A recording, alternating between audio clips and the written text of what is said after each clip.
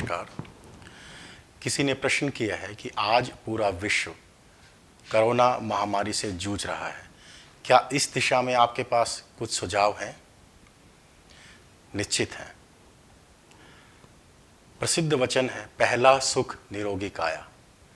अर्थात अगर कोई पहला सुख है तो वह है कि हमारी काया, हमारा शरीर, हमारी देह निरोगी हो, हम स्वस्थ हों। जान है तो जहान है। जहान अर्थात ये संसार। अगर हमारे पास हमारी जान है अर्थात हमारा शरीर मन स्वस्थ है, उसके पश्चात ही जहान है, या जहान का कुछ लाभ है, या जहान का हमारे लिए कोई अस्तित्व है। अक्सर जो बुजुर्ग हैं, जो उम्र दराज लोग हैं, उनसे हम लोग सुनते हैं कि हमारे ज़माने में हमारा शरीर बेहतर हुआ करता था, हम इतने बीमार नहीं पड़ते थे। लेकिन कोई ये कहते नहीं सुनेगा कि टेक्नोलॉजी उस समय आज के टाइम से ज़्यादा थी। आजकल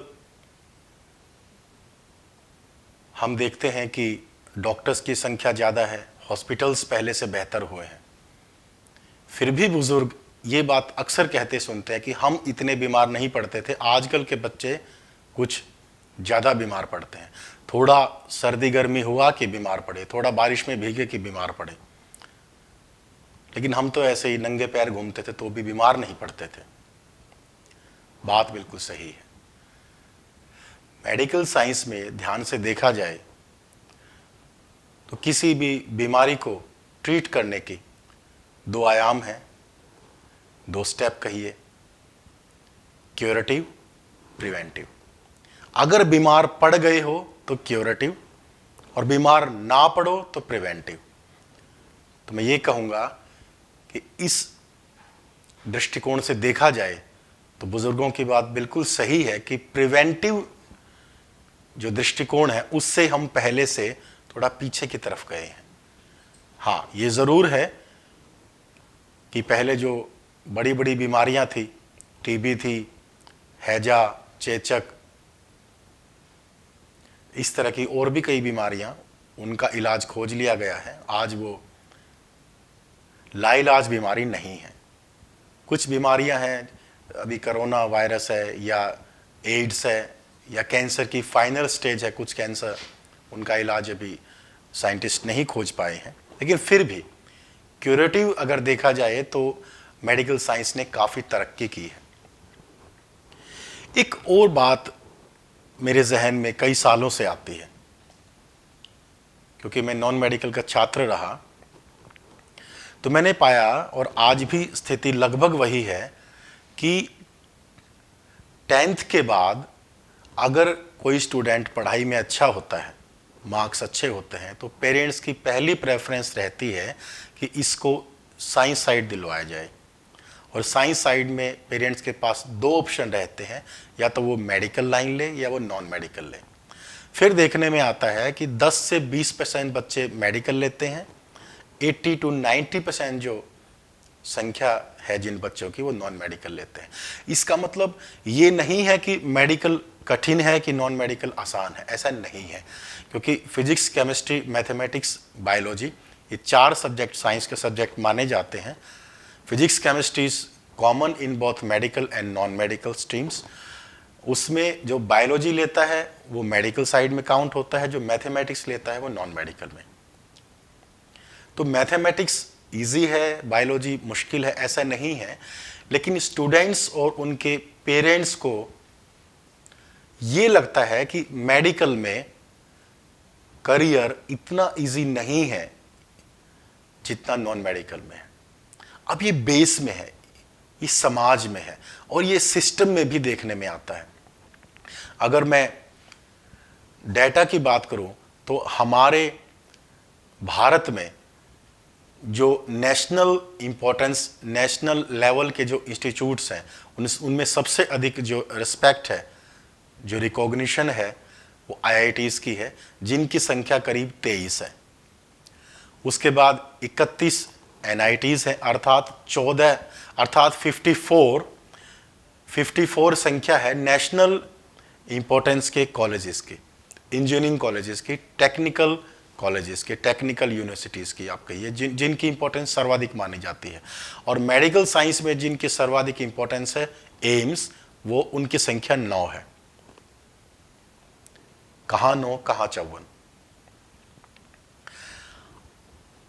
अब होना ये चाहिए कि सर्वाधिक प्राथमिकता मेडिकल लाइन को दी जाए, लेकिन यहाँ पे टेक्नोलॉजी की लाइन में भारत और पूरा विश्व बहुत आगे चला गया है।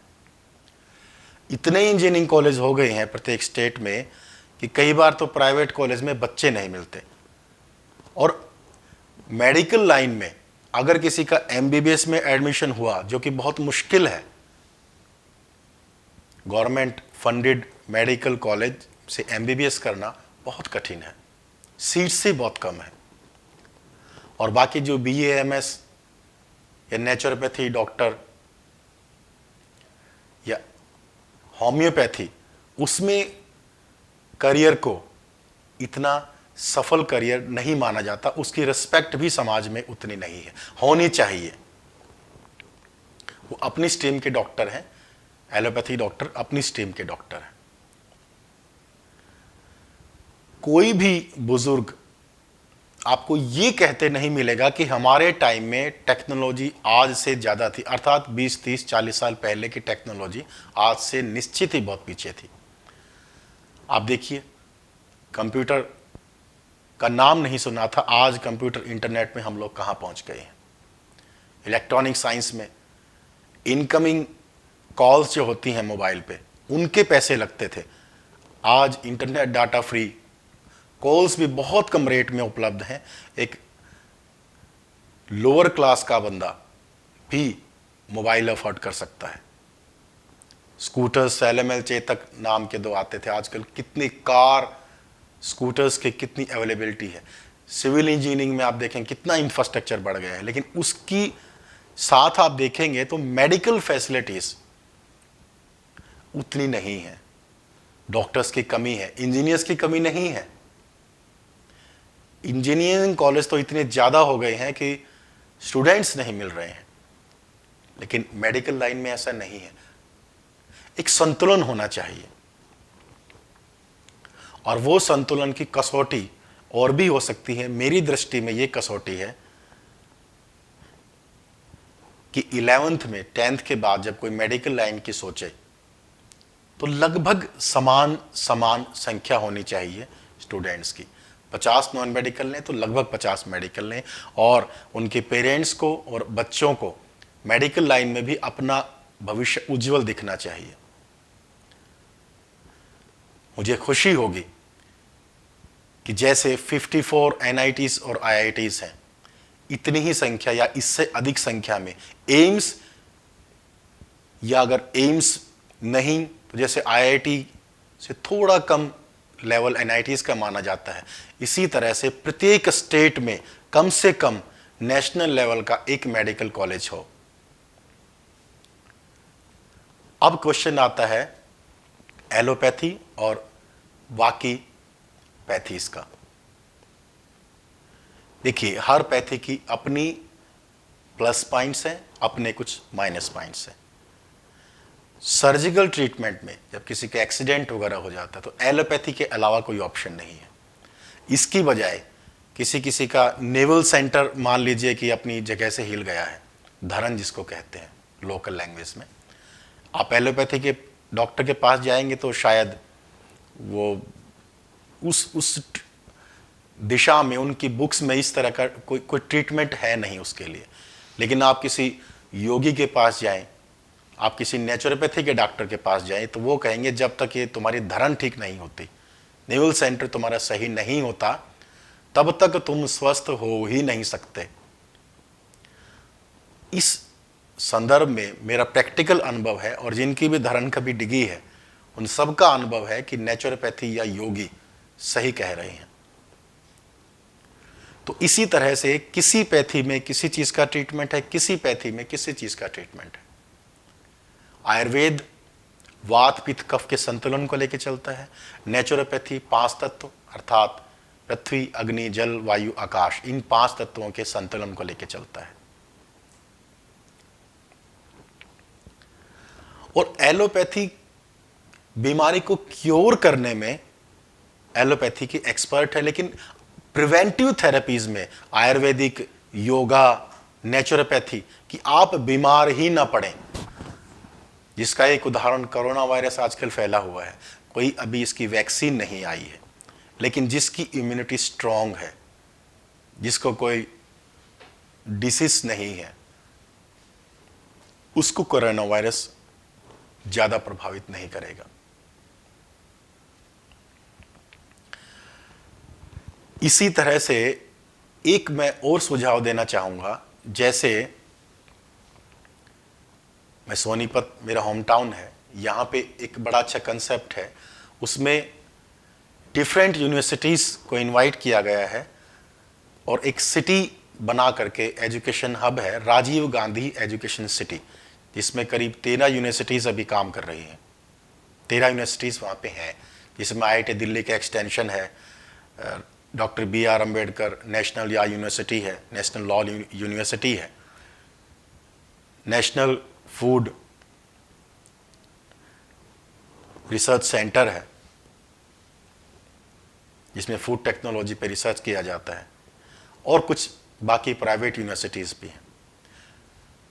नोएडा जो कि कॉरपोरेट हब है, नोएडा, गुड़गांव, बेंगलोर, इसी तरह कुछ और सिटीज़ कॉरपोरेट हब है, जहाँ पे बहुत सारी MNCs है, बहुत सारी अच्छी बड़ी बड़ी कंपनीज हैं। तो नोएडा में एक मेट्रो स्टेशन आता है, Noida electronic city.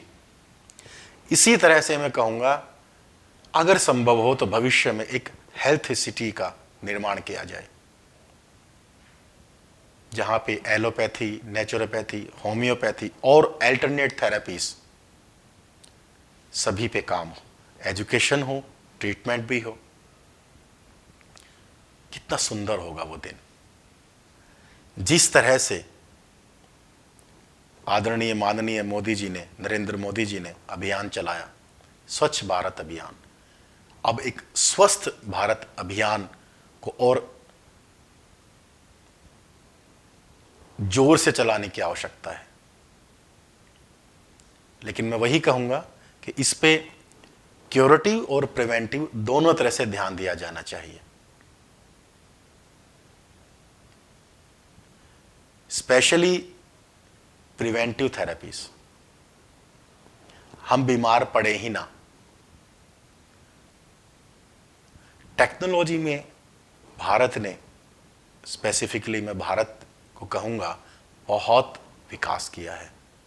Computer engineering, electronics, mechanical, civil, electrical, सभी इंजीनियरिंग में बहुत विकास किया है।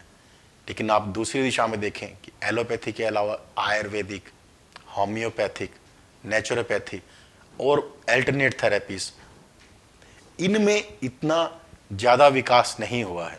होना चाहिए, ये ज़रूरी है, ये समय की मांग है।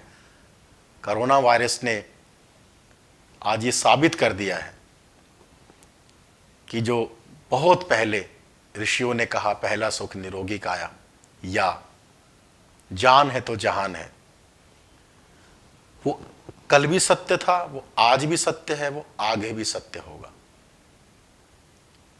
टेक्नोलॉजी कम हो तो काम चल सकता है, काम चलाया जा सकता है, पहले भी चलता था। लेकिन हेल्थ में अगर आपके चैलेंज है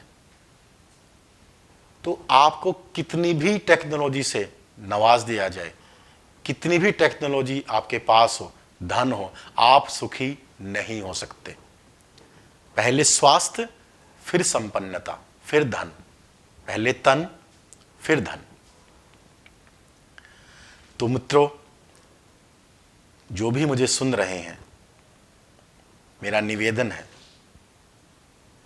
अपने स्तर पे, सामाजिक स्तर पे, और अगर किसी राज्य सरकार या केंद्र सरकार को मेरी बात उचित जान पड़े, उनको भी मेरा निवेदन है,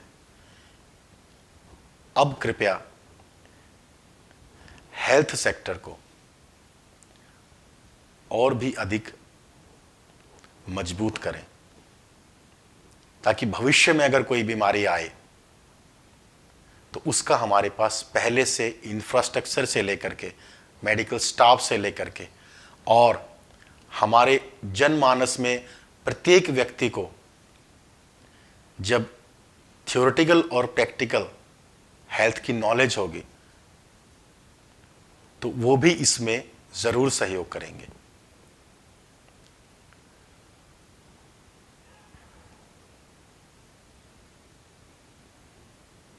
शरीर को साधें, फिर अपने मन को साधें, तभी जाकर एक स्वस्थ, सुंदर और संपन्न राष्ट्र और विश्व का निर्माण किया जा सकता है। धन्यवाद।